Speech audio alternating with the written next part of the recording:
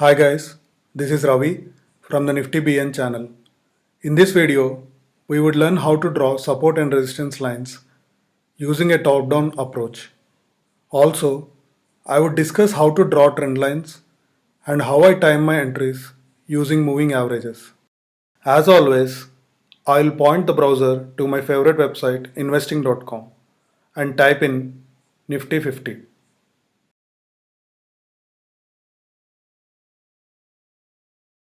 I will scroll down and click on the technical chart link. This will take me to the technical chart page.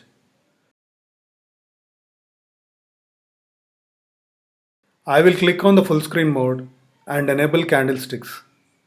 I will be using a top-down approach.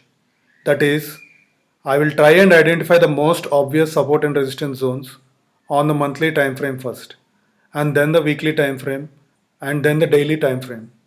The most obvious zones are the ones that are most likely to hold, as they are likely to attract the attention of the market participants. A support zone is defined as a price range where buyers enter the market in sufficient numbers to keep the price from falling. A resistance zone is defined as a price range where sellers enter the market in sufficient numbers to keep the price from rising. Remember that the more times a support and resistance has held, the more powerful it is. So I will look for the ones that have held for at least 3 times. Also, the wider the support or resistance zone, the more likely it is to hold. A support zone once broken tends to become a resistance zone and vice versa. Now to trend lines. Sometimes I use trend lines to identify support and resistance zones. Now let's go to the monthly time frame and draw a trend line connecting all the swing lows.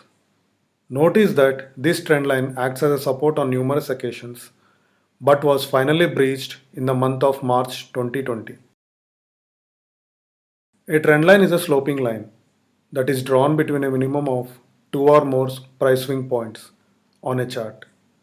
It is the diagonal equivalent of horizontal support and resistance.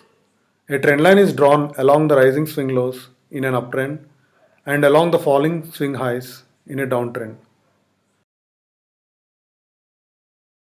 Now let's go to the daily time frame and draw two trend lines connecting all the recent swing lows and swing highs. An uptrend requires two swing lows in order to draw the trend line by connecting the lows. A third swing low is required to occur in approximately the same area as the trend line to confirm a potential pattern. The same is true for a downtrend, which is characterized by lower lows and lower highs. You can see that it is forming an ascending triangle pattern, which usually tends to break out in the same direction as the trend. And since the pattern has formed in an uptrend, we can assume that it would break out in the upward direction. Now to moving averages. I will click on the indicators button on the top and type in moving average in the search box. I will click twice on the moving average result as I would need two moving average indicators. I typically use the moving averages combination of 5 and 13 days. For easier understanding, the shorter 5-day moving range is represented by the blue line, while the longer 13-day moving average is represented by the red line. Whenever the red line crosses the blue line and is above it, it indicates a bearish market, and we can look for shorting opportunities. Similarly, whenever the blue line crosses the red line and is above it, it indicates a bullish market, and we can look for opportunities to go long.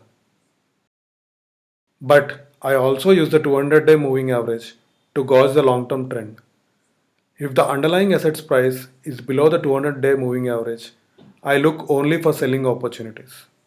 So I only look for the red line to cross the blue line when the underlying is below the 200-day moving average, and I only look for the blue line to cross the red line when the underlying is above the 200-day moving average. Thank you for watching. Please post any questions you have in the comment section. Also, do not forget to like the video and subscribe to the channel.